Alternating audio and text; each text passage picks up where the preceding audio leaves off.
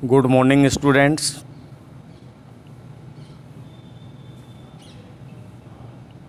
चलिए बेटा, कल आपका चैप्टर नंबर 5 स्टार्ट हो गया था। 5.1 कर रहे थे अपन। क्वेश्चन नंबर फर्स्ट और सेकंड तो सॉल्व कर लिया था हमने। देखो आज क्वेश्चन नंबर 3 की बात करते हैं। संख्याओं की निम्नलिखित सूचियों के लिए समानता श्रेणी की जांच कीजिए और बताइए यदि इनमें से कोई समांतर श्रेणी है तो इसका सार्वंतर ज्ञात कीजिए तथा अगले 4 पद भी लिखिए। यानी आपको सबसे पहले ये पता लगाना है कि दिए गए पद समांतर श्रेणी में है या नहीं, और यदि कोई पद समांतर श्रेणी में आते हैं तो उस श्रेणी के बेटा अगले 4 पद और लिखिए। तो देखो इधर क्वेश्चन नंबर फर्स्ट की बात करते हैं अपन।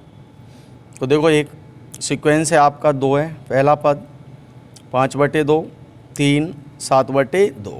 देखो अपना अगर यदि एक सीक्वेंस में अपन चलें तो देखो 2 है, 5/2 का मतलब 2.5, फिर 3 आ रहा है, 7/2 का मतलब 3.5। तो अपन मोस्टली साधारण तौर पर अगर देखें तो देखो स्पष्ट दिखाई दे रहा है कि ये पद समांतर श्रेणी में हैं। चलो मान लेते हैं A1, A2, A3 और A4। सबसे पहले क्या निकालेंगे? सार्वंतर। D बराबर A2 माइनस क्या आएगा बेटा? A1। अब देखो इधर A2 का मान तो कितना है बेटा? 5/2 माइनस A1 का मान कितना है? 2। 5/2 माइनस 2 के बटे में 1 लगा लो। 2 का और 1 का लघुत्तम कितने का जाएगा? 2 आ जाएगा। लघुत्तम 2 आ जाएगा। 2 का भाग 2 में लगाएंगे, 1 बार जाएगा। 1 को 5 से गुणा कराओगे 5 आ जाएगा। माइनस 1 का भाग 2 में लगाएंगे, 2 बार चला जाएगा। और 2 को 2 से गुणा कराओगे क्या आएगा? 4। 5 माइनस 4 कितना बचेगा? 1/2। 1/2 सार्वंतर का मान आ रहा है। अगला चेक कर लें आप। D बराबर A3 माइनस क्या आएगा? A2 आएगा। A3 का मान कितना है बेटा? 3। और A2 का मान कितना है? 5/2। तो यह आएगा 3 के बटे में क्या लगा लो आप? 1 माइनस 5/2। देखो 1 का और 2 का लघुत्तम क्या आएगा? LCM 2 आ जाएगा। 1 का भाग 2 में लगाएंगे, 2 बार चला जाएगा। बेटा 3 को आप किससे गुणा कराओगे? 2 से। तो 3 दूनी क्या आएगा? 6 आ जाएगा। माइनस 2 से 2 चला जाएगा 1 बार। 1 को आप 5 से गुणा कराओगे 5 आ जाएगा। तो 6 प्लस का है और 5 किसका है? माइनस का। 6 माइनस 5 कितना बचेगा? 1/2। तो आप देखें दोनों स्थितियों से ये जाहिर हो रहा है कि सार्वंतर का मान बेटा कैसा है? समान। और जब सार्वंतर का मान समान होता है, ठीक है, तो आप कहेंगे कि ये जो दिए गए पद हैं वो बेटा किस में हैं? समांतर श्रेणी या AP में हैं। यानी गिवन टर्म्स आर, ठीक है, एरिथमेटिक प्रोग्रेशन। चलिए अब यदि ये समांतर श्रेणी में आ गए तो इस श्रेणी के अगले 4 पद निकालिए। तो देखो A का मान तो कितना आ रहा है बेटा? 2। और D का मान कितना आया? 1/2। तो देखो A1, A2, A3, A4 4 पद हैं। 5वां पद A5, A प्लस 4D लिखेंगे। A का मान 2 प्लस 4 गुना D का मान 1/2 आएगा। देखो 2 का भाग जा रहा है 2 में और 4 में। 2 एकम 2 और 2 दूनी 4। तो ये आएगा 2 प्लस 2 एकम 2 आएगा। 2 और 2 कितने आएंगे? 4। यानी इस श्रेणी का 5वां पद आ गया कौन? 4। A6 निकालोगे। A plus 5D। A का मान 2 आएगा। 5 गुना D का मान 1/2 आएगा। 2 की जगह 2 आएगा। 5 एकम 5। 2 के बटे में 1 लगा लेंगे। 1 का और 2 का लघुत्तम कितने का जाएगा? 2 आ जाएगा। 2 एकम 2 आएगा। और 2 दूनी क्या आएगा बेटा? 4 प्लस 2 से 2 चला जाएगा 5। 5 और 4 कितने हो जाएंगे बेटा? 9। तो यानी इस श्रेणी का छठा पद कितना आ जाएगा? 9/2 आ जाएगा। अगला देखें 7वां पद इस श्रेणी का A प्लस 6D लिखा जाएगा। A का मान कितना है? 2 प्लस 6 गुना D का मान 1/2। 2 एकम 2, 2 तिया कितने का आएगा? 6। तो यह आएगा बेटा 2 प्लस 3 कितना बनेगा? 5। इस श्रेणी का 7वां पद कौन आ रहा है? 5। 8वें पद की बात करें A प्लस 7D लिखा जाएगा। तो A का मान कितना है? 2 प्लस 7 गुना D का मान बेटा 1/2। तो यह आएगा 2 प्लस 7 एकम 7, 7/2। बेटा 2 के वटे में 1 लगा लेंगे, 1 का और 2 का एलसीएम कितना आएगा, 2 आ जाएगा। 2 एकम 2 आएगा, 2 दूनी क्या आएगा 4, प्लस 2 से 2 चला जाएगा, कौन बचेगा 7। 7 प्लस 4 कितना आएगा बेटा 11/2। तो देखें आप इसकी जो श्रेणी आ रही है, ठीक है, एक एपी जो आ रही है वो टर्म आ रही है आपकी सीरियल से, जैसे 2 आ रहा है, फिर आ रहा है 5/2 यानी 2.5, 3 आ रहा है 3.5, 7/2 का मतलब, उसके बाद 4 आया, फिर आपका 9/2 आया 4.5, ये 7वीं जो टर्म आई वो 5 आ गया, और 8वीं जो टर्म आई वो 11/2 यानी 5.5 आ गया।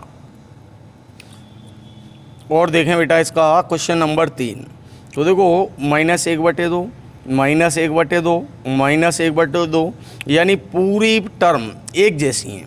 तो बेटा पूरी टर्म जब एक जैसी होती हैं तो ध्यान रखें सदैव यहाँ सार्वंतर का मान क्या होता है बेटा 0। क्या होता है सार्वंतर का मान, तो सार्वंतर का मान जब 0 होता है तो उस श्रेणी के आने वाले सभी पद एक जैसे होते हैं। कैसे होते हैं, एक जैसे। तो देखो सार्वंतर निकाल लेते हैं, D बराबर A2 माइनस A1, तो A2 का मान भी माइनस का 1/2, माइनस फॉर्मूले का आ रहा है, A1 का मान -1/2 है, -1/2 का -1/2, ये माइनस और ये माइनस क्या हो जाएगा प्लस, 1/2 का 1/2 आ जाएगा।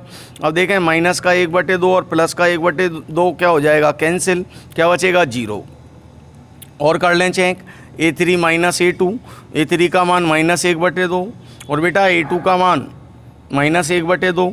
तो देखो -1/2 का -1/2 और माइनस क्या हो जाएगा प्लस, तो प्लस का 1/2 और माइनस का 1/2 कैंसिल हो जाएगा, क्या बचेगा सार्वंतर 0 बचेगा। तो आप देखें सार्वंतर कैसा आ रहा है बेटा, समान आ रहा है, और सार्वंतर का मान 0 यानी समान आ रहा है। तो इस श्रेणी के सभी जो पद हैं आगे आने वाले, ठीक है, सब कैसे होंगे बेटा समान, यानी A1 से लेकर के A8 तक, यानी आप ऐसा बोल सकते हैं इस श्रेणी का nवां पद भी समान होगा, nवां पद। क्वेश्चन नंबर 5 देखो आप इसी का, ये बेटा √2, √8, √18 और √32। तो देखो आप √2 को √2 ही लिख सकते हो, √8 को आप ऐसे लिख सकते हो 4 गुना 2।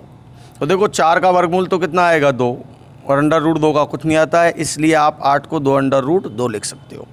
इसी प्रकार आप 18 को 9 गुना 2 लिखोगे, 9 का वर्गमूल कितना आएगा 3, तो इसको लिखा जाएगा 3√2। 32 को 16 गुना 2 लिखेंगे, 16 का वर्गमूल 4 √2।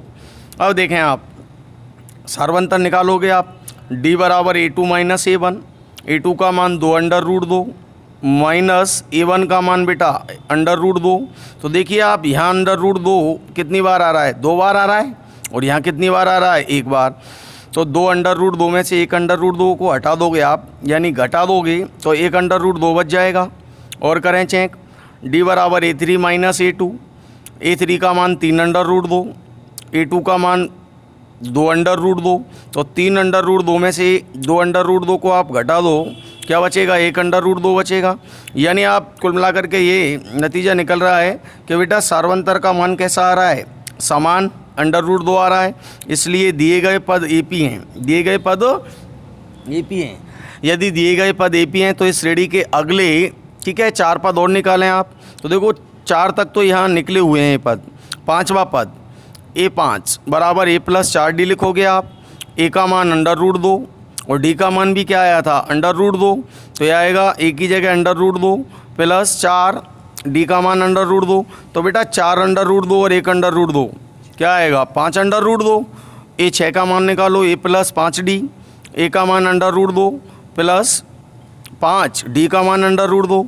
तो बेटा 5 √2 और 1 √2 6 √2 आ जाएगा।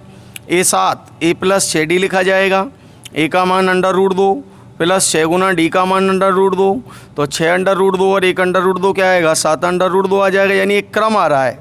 A8 A + 7D लिखा जाएगा, A का मान √2 प्लस 7 गुना D का मान √2, तो 7 √2 और 1 √2 8 √2 आ जाएगा। इस सीडी का एक सीरियल सा बन रहा है, √2 2 √2 3 √2 और 4 √2, एक क्रम सा ही तो आ रहा था। अगला देखें क्वेश्चन नंबर 8 इसी का। चलिए बेटा 3 plus under root 2, 3 plus 2 under root 2 और 3 प्लस 3 अंडर रूट 2। चलिए सार्वंतर निकालो आप। क्या आएगा बेटा, d बराबर a2 माइनस a1, a2 का मान 3 plus under root 2 minus a1 का मान 3। तो देखो ये माइनस का 3 है, ये प्लस का 3 है, कट जाएंगे, केवल अंडर रूट 2 बचेगा।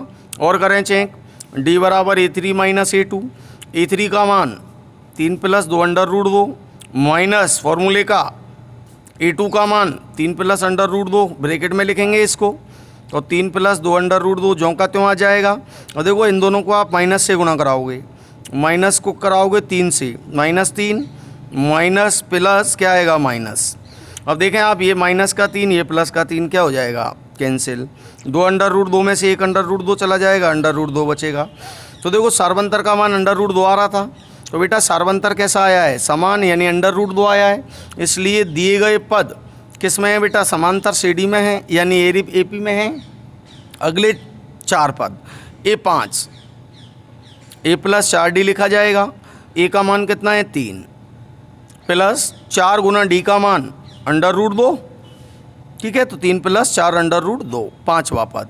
इसी प्रकार जब आप निकालोगे 6वां पद 3 प्लस 5 अंडर रूट 2, 7वां पद 6 अंडर रूट 2, 8वां पद 3 प्लस 7 अंडर रूट 2।